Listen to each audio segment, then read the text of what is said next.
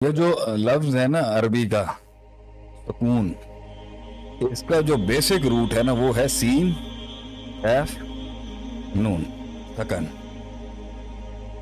اس کے پیچھے میم لگا دو تو یہ بن جاتا ہے مسکن.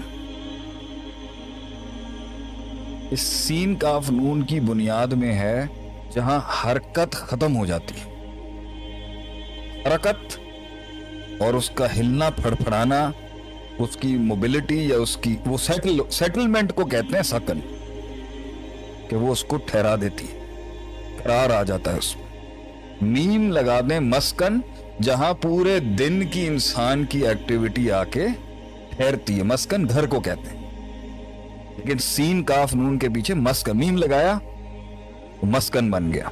اسی طریقے سے سین کاف کے آگے یا لگایا اور پھر نون لگایا. سکین چھری کو کہتے ہیں. چھری جب گوشت پہ پھرتی ہے تو جانور کی حرکت بند ہو جاتی ہے.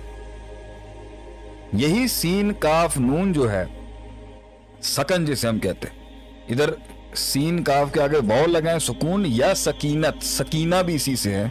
اس کا مطلب ہے کہ جو قلب ہے نا، جو ایک حالت سے قلب کو قلب کیوں کہتے ہیں؟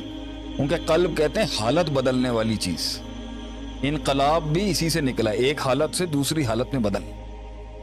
انسان کی نفسیات اور جو اس کے اندر کی سوچی اور اس کے خیال اور اس کے احساسات اور اس کے جذبات اور اس کے ادراکات، اس کے ایموشنز، اس کی ماضی کی باتیں، اس کا ویکیوم، اس کی کنفیوژنز، اس کے ڈاؤٹس، اس کے شک، اس کے شبہات، اس کا ڈر، اس کی امید، اس کا خوف، اس کی محبت، اس کا عشق، اس کا غم، اس کی خوشی، اس کا غصہ اور غضب، جب یہ ہلتا ہے تو انسان کا دل ہلتا ہے.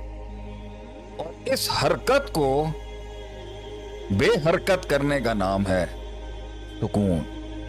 اس کا دل کے اندر ٹھہراؤ آ جائے، حالات اور اندر کی دنیا کے بیچ میں ٹھہراؤ، حالات کے ساتھ الائنمنٹ ہو جائے اس کے مائنڈ کی، اس کے ہارٹ کی، اس کی سوچ کی. اس کو کہتے ہیں سکون. کے دل جو ہے نا وہ اس کا چین، اس کا قرار، اس کی راحت، اس کی وہ سٹیبل